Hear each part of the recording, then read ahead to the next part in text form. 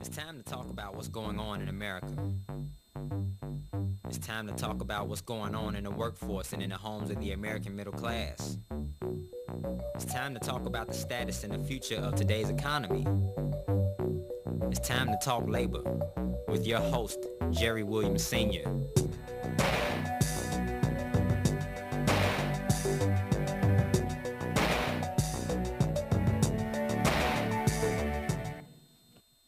Well, hello, Talk Labor fans. We're back again today, and man, do we have some juicy stuff for you today. We got a lot of things going on. We got why these kids are getting these guns. We're going to show it to you, why they're getting those guns today. You're going to get an opportunity to see all of that. We're going to talk about some of the things that's going on in Springfield. We're going to talk about things that's going on here in Chicago, and we're going to see if we can't solve all the world's problems. But before we do that, what I want to do is tell you again, don't put your head in the sand when you know something's going wrong. You know, don't hide, because it's not going to go away. Stand up, face it, and do what you have to do to make it better. Do what you have to do to make it better, because if you don't, it can become a detriment and hurt you, your family, and all the people around you. This is Chicago. We're in Chicago here, and the state of Illinois. People are talking about how guns and kids are killing each other, and there's no budget, and everything is, the world is going to hell in a handbasket, but we're going to solve those problems today. I have with me today one of the guys that I admire a lot. He worked with me a lot, and he's a true labor person.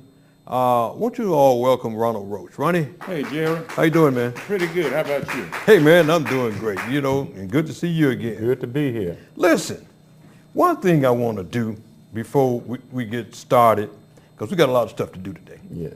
But before we get started, I want to talk about the pension and the lawsuit that we just halfway won at the Supreme Court. I would say 1/3 the way won, because I don't think it was half.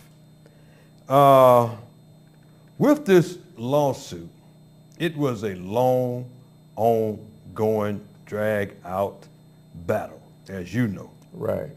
And one of the things that I'm having problems with, you have individuals now, all of my audience know, I've been talking to you for the last 8, almost 9 years now about this lawsuit, how we went in and dug in and did the things we had to do.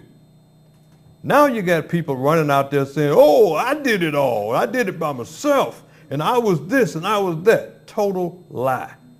It's a total lie.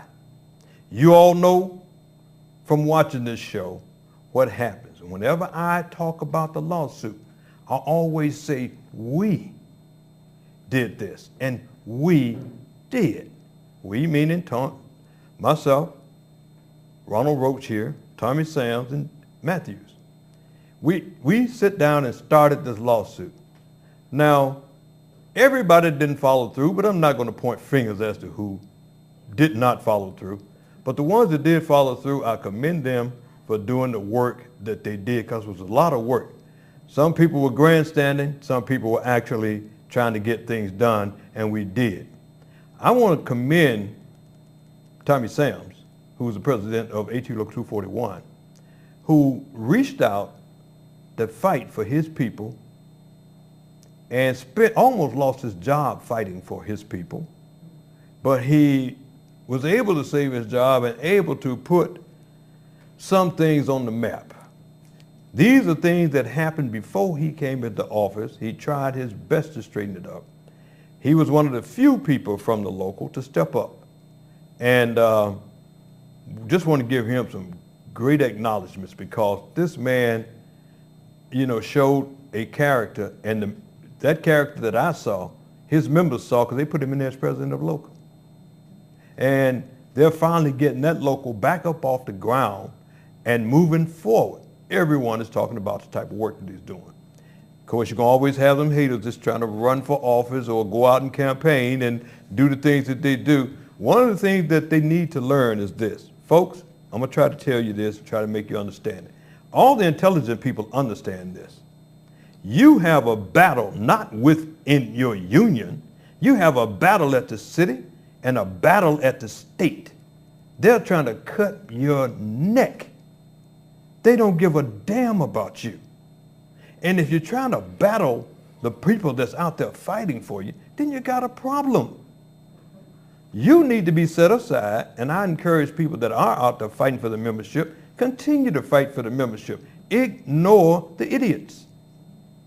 People get up and grandstand and try to campaign and lie and do those type things.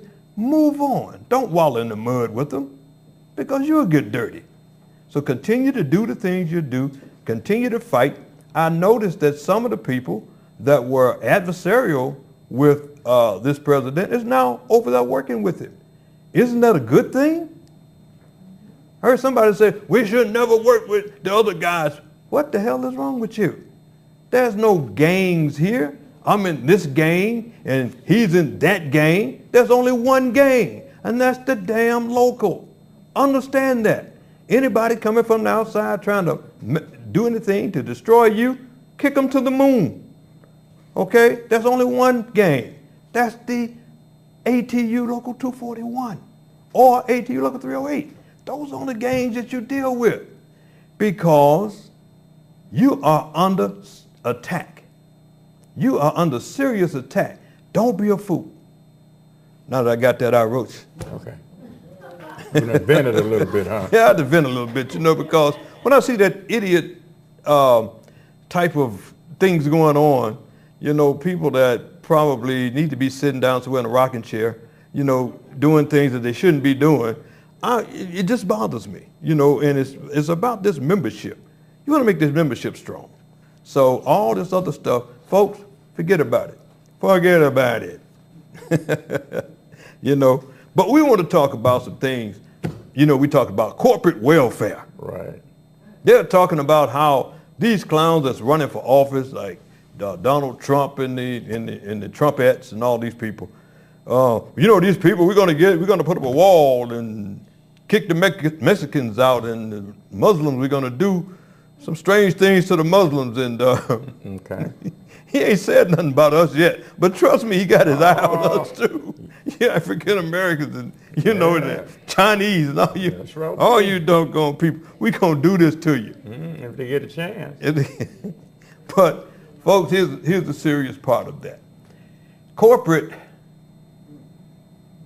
does more welfare than all the people in the United States. Look this up. Look this up, Ronnie. We spend $70 billion a year subsidizing Wall Street banks. Do you know what subsidizing means? Taking our tax dollars to give to them so they can do what with it, Roach? What do they do with them? They subsidize our money. To enhance their profits. They give away, they cut back. Mm-hmm. See, the guidelines is, if you remember as a kid, they would come in and subsidize you and tell you, your grandfather, you can't grow this much cotton. Right. But then they would turn around and give him thousands of dollars in subsidies. They call it subsidies. Not my grandfather. Now, I'm just saying. No money. Yeah, no, I'm just but it's saying, and it's like, they tell you, well, we don't want you to grow this much cotton. Right. But they turn around and they would give them, the great big farmers, millions of dollars not to grow the cotton to keep the prices up. And when they subsidize banks, they say, well, here's some subsidy, but I want you to go out and find new ways to, do A, B, C, and D. Okay, let's say these are tax dollars. Let's just say the banks, we make this much and this much charge and this much interest. Mm-hmm. But I want you to lower the interest rates 1.2% or 1%. But we're going to give you $70 billion. Exactly. To lower the wages, to lower the interest rates. That's an example. Okay. Well, you explained that one.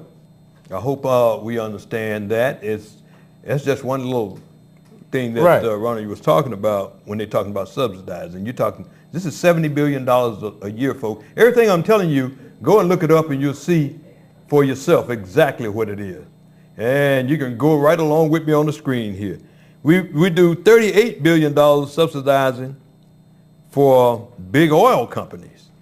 Okay, why are we giving them $38 billion a year to do what? Lord. They're supposed to be researching to find oil in certain places, but it's $38 billion of our tax Your dollars. tax dollars. And they're already jacking us up at the Yes, they gas are. pump. That's right. Corporate welfare, folks. Corporate welfare. Okay, here we go. Here's one for you, Ronnie. $2.1 trillion that Fortune 500 corporations are stashing abroad to avoid paying taxes. Yes. $2.1 trillion that they're hiding to keep from paying taxes, Donald Trump. So Router. router. one more.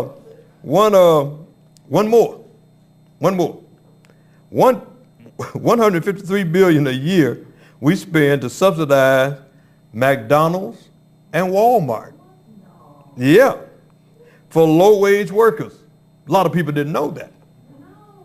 We subsidize McDonald's and Walmart $153 billion a year because they got low-wage workers. That's what we pay in taxes to keep these people working. And they don't want to pay them. We give them 153 billion, right? So, folks, what do you think about that? Wow. You know, when you're out there with your friends, talk about it. Ronnie, tell me what you think about that, buddy. Well, 153 billion a year. It's people don't, and you just said it, but you can count the people on one hand that really understand what you just said. The people that's getting the tax break, getting all these breaks, they're the ones that make the rules. Yes, they do. They make the rules. They do. And they also make you think that you are guilty for whatever it is you do. Mm-hmm. Here's a guy that's running for president. He says, oh yeah, I filed bankruptcy 5 times. Because, that's the way you got to play the system. This is a guy running for president. Now, if you file bankruptcy one time because you really you need it, they try to make you feel guilty. Mm-hmm. They try to make you feel like, oh, you're the worst scum in the world. You filed bankruptcy. You ever paid attention to that? Yeah, not on his personal assets, just on his corporation. Keep him paying the taxes. Just keep him paying the taxes. Yeah. And they found out that this guy, when they had the planes to fly into the building in 2001, mm-hmm. and they came up with a subsidy for small businesses. And the small businesses were people like that had the shoe shops and stuff like that, mm-hmm. to recoup. He put in the thing, he said on TV, out of his own mouth, no, didn't hit none of my places. This is Donald Trump. But he filed and got $150,000 of the small business people money. Wow. Check it out yourself if you think I'm lying. He filed and got $150,000, I'm sorry, of the small business person's money and put it in his pocket, even though none of his stuff was touched. And they found out there was some illegal shenanigans going on. They're into that right now. This guy is a sleazeball. I mean, and you guys stop feeling guilty about things. Just like when we were fighting the lawsuit, and you're well aware of this, people would say to me, well, Jerry, if we win, how is CTA going to pay us back? I was there. You were there. Sitting right there. How are they going to pay us back? I'm like, what the hell? Did they ask how you going to feed your family when they took it from you? He never asked. Why did CTA take our money? Why did they change the law? Right. What about the young man that told you, he said, man, I have to choose between paying my mortgage and my health insurance? That's my neighbor. And my neighbor across the street, when they flipped the script on them and changed the law, him and his wife spent $1,960 every 90 days for medicine. Wow. I remember that because you introduced me to them. Yes. Yeah, I remember that. Folks, you got to understand, stop being afraid to speak up. And when people are doing things to you, say it. One thing they did to us, they screwed us on the Supreme Court. In my opinion, they screwed us with this ruling. Because they had a ruling identical to ours, the Kenerva case. They said it in there. Go pull it up yourself. The Kenerva case was identical to ours. Yes. 2 of the justices agreed with us 100% that everybody should have got their money back. The others were playing looking out for the CTA. That's not their job. Their job is to interpret the law, and that's it. And if CTA screwed up, they screwed up. But they said, oh, well, you know, here's a bunch of people we can do it to, and they ain't gonna say nothing, because you got people saying how CTA gonna pay it back. So we, you know, this is ridiculous. So, but one of the things that you all got to realize, you got at ATU, and then we're gonna jump into something else. But ATU, what you all got to realize is this: you got a president that will not give up. One of the things that's talked about right now, folks, is this. You all are paying into your healthcare trust fund. Where is that money going? It's not going to you. When you retire, you're not going to get it. So where's that money going? Who's got it and what? They started this 8 years ago, long before your president got in. But his thing is he's going to fight to get that money because that money belonged to you. We had your president and I talked about it. We brought in an economist. We gave him the scenario where a person gets hired at 25 years old. He or she is paying $300 into the healthcare trust each year. Now, they would pay it until they get 65 or 64 years old. If you multiply that by the number of years, you will come up with $120,000. 3%. They're out of 3% out of their pocket. $120,000. We asked the economists, what would happen if that person, instead of paying that money into a healthcare trust, put it into a mutual fund? The economist said, and he will come on my show and tell you this, that individual would make as much as $14.2 million off of that money. Now, you know, if they make that kind of money off of that, you know what these guys are doing here with your money. Your president is fighting right now.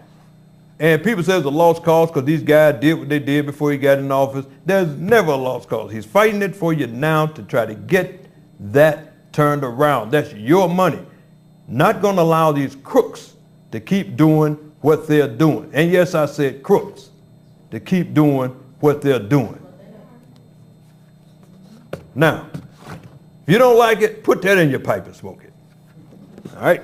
So we're going to move on now. Now, I'm not, you know, you all haven't seen the angry black man in a long time, right? Wow. And it's been a while since I've seen been a him while. angry. But they make me a little angry with this stuff here. You have to cut this garbage out. One thing that makes me feel good is this next clip. Just show that clip for a second. I'm my engineer. See that right there? That is a beautiful young lady with a beautiful young man. Oh, that's me.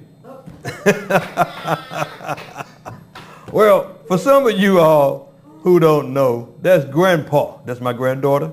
A lot of you all know her. When she's a little bitty little thing, she's like 6 feet tall now. She was ranked number 5 in the state of Mississippi, female golf high school. She just graduated from high school.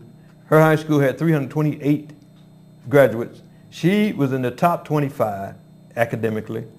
She is going to Mississippi State. She got the scholarship. She'll be going to Mississippi State full scholarship, full time, because of, you know, what she's done. I just think she's a beautiful young lady. And I want to say this because it breaks my heart also. Looking at her, I love my baby girl.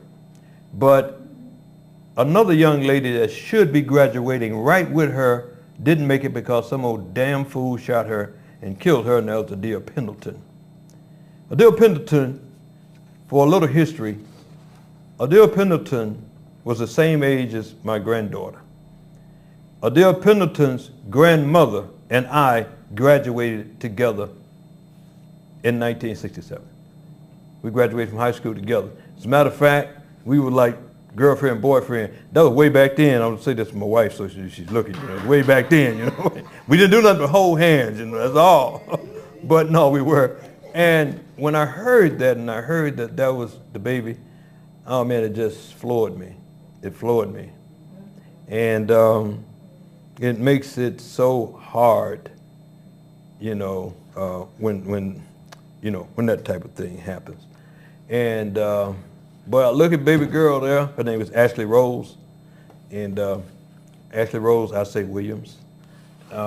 She graduated this year. We just went down there. Mom, everybody was great. We had a great time in Mississippi. The class was so big at the school, so they had to have the graduation at Mississippi State, and she'll be going to Mississippi State. So that's on a happy note. But then again, we look at what happened with Adia Pendleton, and it just puts a little bit damp on there when I see that.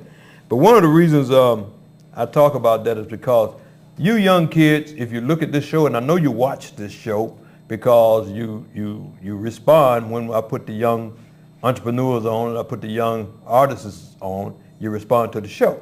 If you're watching it, don't you all know that people want you? Don't you know people want you to kill yourself? Do you believe that? Honest to God, they want you to kill your damn self. And if you don't believe me, I want you to take a look at this next clip. Let's look at this next clip. Okay, so we just had charges filed today in an incident that actually happened back on April 12th of this year. There was a train coming from New Hampshire on its way to Spokane, Washington. And in this cargo train were about 300 Ruger guns. They were coming from the Ruger factory in New Hampshire towards Spokane, Washington, and they stopped off in Chicago for the night. Now, while they were in Chicago that night, several individuals came to the train, cut the locks on the train, and stole 111 of these firearms. Now, several of those firearms have since been recovered in unrelated incidents on the street. So they sold those guns on the street in Chicago. The theft took place at 8000 South, 8000 South Chicago Avenue on the south side. So this is like about 20 blocks north of the Hundreds. And the two individuals being charged are Alexander Peebles, he's 44, and Warren Gates, he's 48. Now, they were not the only individuals involved in this incident. You had about 9 other individuals whose names those individuals gave up to authorities. So whether or not this was an inside job, we don't know, but probably they had some type of information. Someone tipped them off that the train was going to be coming through that night, what was going to be on the train, et cetera, because they had the bolt cutters ready. Everything was in place. The plan. They knew what time the train was going to be coming through, and exactly which cars were going to be carrying what. So this is a case that I'm going to try to follow as it goes forward, because there's. You see what I'm talking about, Ronnie? They say that the train came through and the train stopped for some reason. And the people knew what was on the train, and because they came with their thing to cut. Can you tell me something about that? Well, point blank, cut and dry. Let's call it what it is: genocide. It's a form of genocide. This is not the first time it happened. It happened some years ago. I think we hadn't been at CTA maybe back in the 80s. Train pulls up, I think it's railroad structure around 63rd and Wentworth over in there. Pull it up, unhooked it. Train unhooked it, drove away. All of a sudden the kids come out the buildings, went in there. When they took what they wanted, train come back, hooked the car up and to pull it away.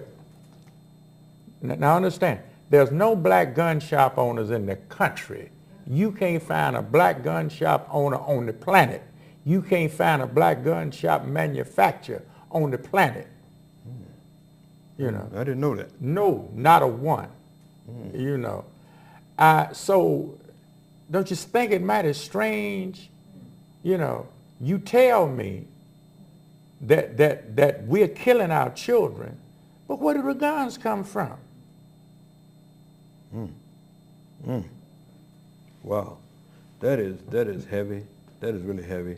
I had heard that before, but it was kind of unbelievable. But I just saw it with my own eyes. Me too. And folks, that clip, I didn't make it up. It's a fact. It's there. It's there. You can look it up for yourself. Everything that we're talking about, you can look it up for yourself. They put these guns in these kids' hands and tell them that, you know, you are Al Capone, or you are Tupac, or whoever. Go shoot somebody and kill somebody. Tupac didn't do that, but, you know, go. And Ronnie, it's hard to believe. They teach it. You look at these videos and these where they have no respect for life. You know, a rapper changes his name to Gotti. You know, after John Gotti, the gangster, the one that played in Scarface. You know, they make it seem glorious. Understand, that's a movie. Yeah. When the movie go off, the actor get up and go home. Right. Once you die, that's it. Yeah, when your movie go off, you too. Yeah, when your movie go off, it's over. Yeah. You know, life is precious, man. I mean, life is a precious entity. And, you know, black life is precious beyond human comprehension. You know, man, you're so unique. So why are you allowing somebody else that don't like you predict how you live and what you do with your life? Yeah, that's a good point. That is a good point. You know, and it doesn't make you a man or bad or tough to murder someone. No, it does not. Any idiot could do that. And that's what you are. You're an idiot when you do that type of thing. You didn't give life. You don't take life. It takes a man to stand up and walk away from garbage like the shit that you all, the stuff that you all are dealing with. It takes a man or a woman to walk away from that. It's kind of like, and I want to go into this a little bit, this new TV series that they're talking about, reviving Roots. Who wants to see that garbage?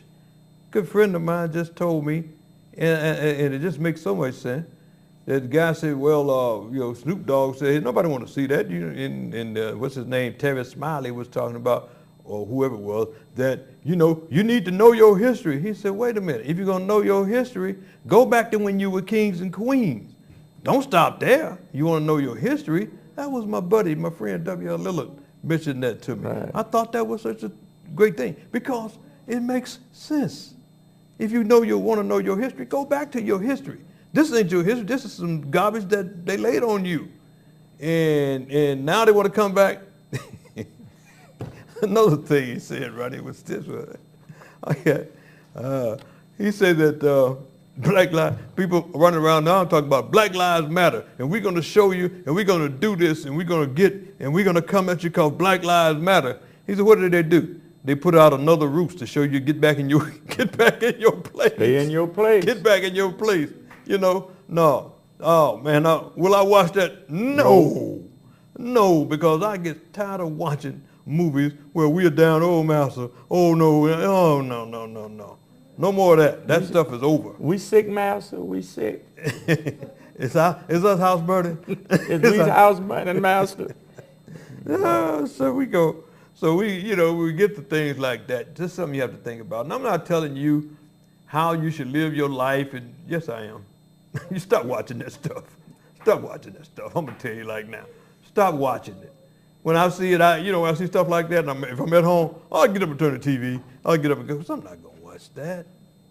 You know, because first of all, when we came over here as slaves, not that we came voluntary, they took away our history and took away your identity. So you don't know what to do but follow the person that's leading you. And this is massa and whatever else they got there. But when you go back and you start getting educated and you find out who you are, then there's a fear of people that, oh, they're getting education. You got to stop it.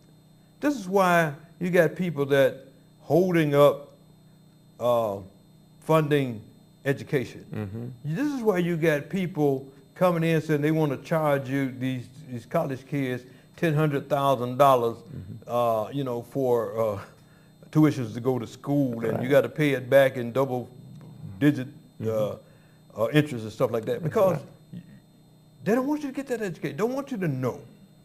This is why you got to continue to fight.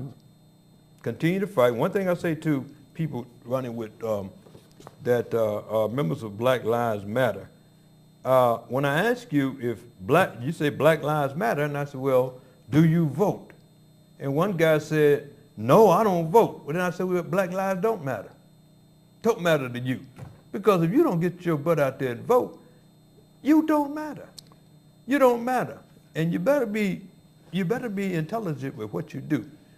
With the votes coming up now, what do you think about what you see on television and all this garbage with the presidential election coming up? As far as who? Well, it ain't but two. That's Hillary Clinton and well, Hillary Clinton is your next president. Okay, all right. You just So we can move on. We can move on. We ain't got to talk about that subject. Nothing else to discuss. Okay. If anybody else wants to discuss it, you go to talklabor@gmail.com, because we're going to move on from there. That's right. This is where we're going, and we know everybody's intelligent enough to get out there and make sure. I hope so. No, they are intelligent enough. That's one thing I count on American people being intelligent enough to do that running. I've seen it when Barack Obama ran for president. I believed in the American people. And when he ran the second time, people said, he know where in the world he's going to win. I believed in the American people, and they did it again.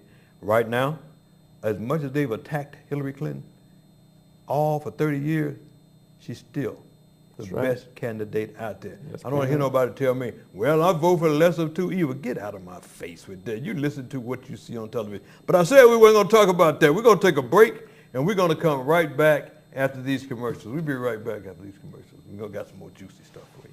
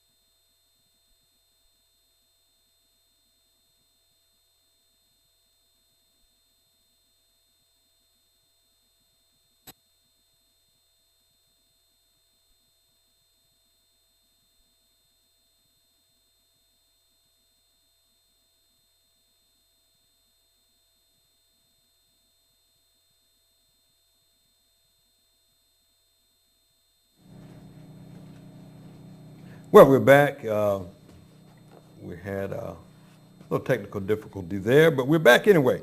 And one of the things I want to talk about that's coming up, and it's going to be here at Star Planet TV, and we're going to be hosting a great spot called The Hot Spot, Ronnie. And we want to talk about that a little bit because it's going to be great. We have some of the best steppers in the area that's going to be here. We're going to have some of the best artists that's going to be here. And not only that, and some of the events we're going to have, different genres of music. But 90% of it will be for the step, because Chicago is known for the steppers. Right. Now, I got a question for you.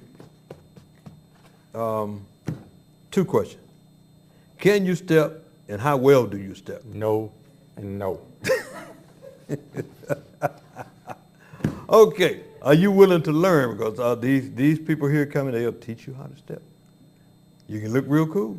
Oh, I can look real cool anyway. Well, we're gonna work with you anyway. I'll take a shot at it. But no, it's gonna be great, and you're very much aware of it. Mm-hmm. The Wilder Group is going to be hosting that, of course. Okay. That you're a part of. Right. And we are going to make it happen here. We're going to make it great. We're going to have it so that this is what you're going to watch. We're going to attempt to have it live. And it's going to be on every fourth Friday. We're looking to do that. And our initial date is the 24th of this month.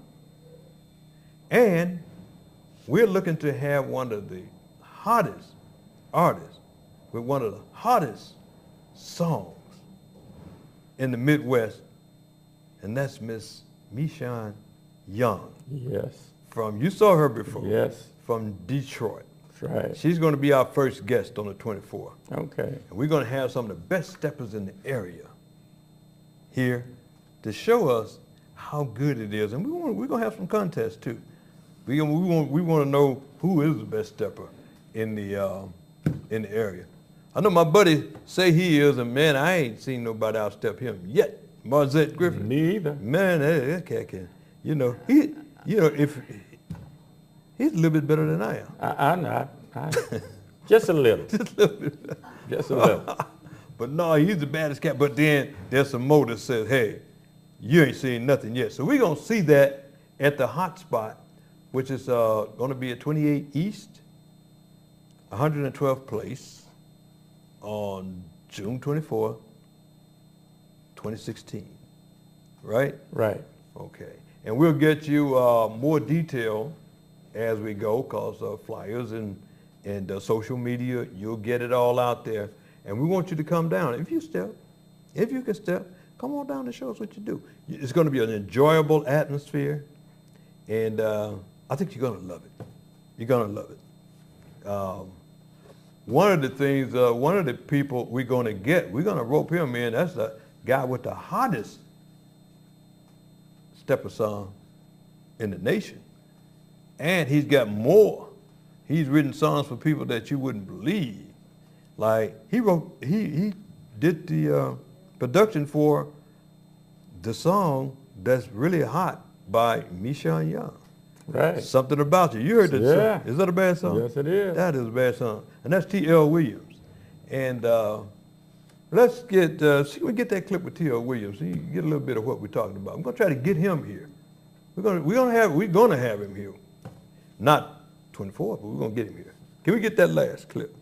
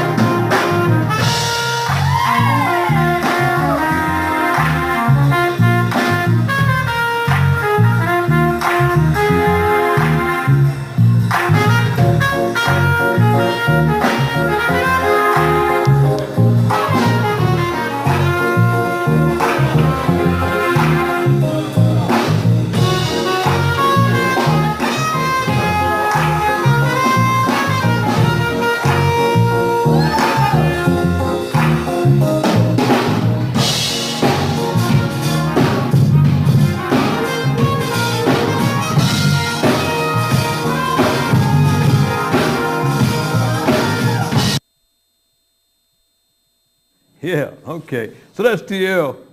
Williams. We're gonna get him at here at the station and at the hot spot. We're gonna get people like Marzette Griffith. We're gonna get people like Slick. We're gonna get people like, you name it, we're gonna get it. We're gonna try to get people. We're gonna try to get what's this guy's name from the Stylistic Thompson? No. Is it Marshall Thompson? No, from the Stylistics. Anyway, we're going to try to get as many people as we can at our hot spot because it's going to be really nice. Once you step in, you're not going to want to step out. One thing I want to say, getting back to serious business, and that is that on June 4th, Saturday morning at 10 o'clock, if you are a ATU Local 241 retiree, they're having a the president is having a retiree meeting at 10 o'clock at the union office. So if you are a 241, Local 241 retiree, it would benefit you and behoove you to show up at that office because it is very, very important. Okay, and you know where that is, 1613 South Michigan Avenue. And Ronnie, tell me some things that I don't know. Well, there's not much, but I think that what we're looking at here is we should come together because this is a powerful local. And what you need to do is get behind the best president you done had in 40 years. Mm. And I mean, he's so busy fighting, he can't protect his heart. You know, that's a warrior's most vulnerable spot because he's so busy trying to watch and take care of you. He can't do everything. Your job is to protect his heart. You know, he's the head, but you the neck to catch all the garbage, to keep it away from his heart. Right. And the most important thing to do is stop fighting him. Mm-hmm. Well, one of the things that I've looked at and I'm very encouraged with is that has started to happen. A great deal, yeah. That they have really been working together. And I wish that the other local, I don't know what's going on there, but I hope that they take heed to that. They should. And see what's going on with the sister local there and see if they can't get together. And then get together with other unions around you. I've noticed that Local 241 has become very close to the teachers and AFME and some of the other unions. Right. They all support each other. Now, and that is great. Continue to do that, folks. And, you know that we put a book out called Ungrateful, The Rise and Fall of Labor Unions. Pick that book up, go to Amazon, go to Barnes & Noble, go to other bookstores, pick it up. You can get it online. Read it, and you'll see what we're talking about. Everything that I'm telling you, I wrote in that book some time ago, Roach, and you're starting to see it now. This is what you and I talked about for years, right? In the book. And now you're starting to see it. And if you don't believe it, there was a gentleman before our time. What was his name? John Lewis? Yeah, John Lewis. The man he ran the coal miners union, the steel mill unions. The president begged him to go back to work. Unions are a lot powerful and they make it seem as a unit. Right. That's why they do things to kind of keep you separated and divided. Mm-hmm. And understand and realize, as if all the unions would come together as one, it's a powerful thing. It's a powerful thing. You're absolutely right. You're absolutely right. And that's what you have to do. And I see that happening. You know, what happens is people say, well, the unions are going down, which they are. Yeah. It went from 37% union in this country down to 7%. The pendulum swung all the way to the right. But you know what? You can bring it right back. Right back. You can bring it right back to where it's supposed to be, and that's over here to the left. So, speaking of to the left, you've been talking with who? Jerry Williams, Ronnie Roach. Ronnie, again, really appreciate you coming on, brother. Always a pleasure. And I'll look for you at that meeting on Saturday. Yeah, I'll be there. Saturday. Again, really appreciate you coming on. Thank you. And the meeting's going to be Saturday at 10 o'clock at 1613 South Michigan. That's ATU Local 241's headquarters. That's for retirees. And I would advise you to come through because it's definitely something that's pertaining to you and something that you need to know, and it's something very, very important. Okay? All right, you've seen it all. We've shown it all, and we talked about it all. Just about. Right here on Talk Labor. That's right. And the only thing I can say to you is, folks, keep talking, and I'll see you next week, and we'll be talking again on Talk Labor.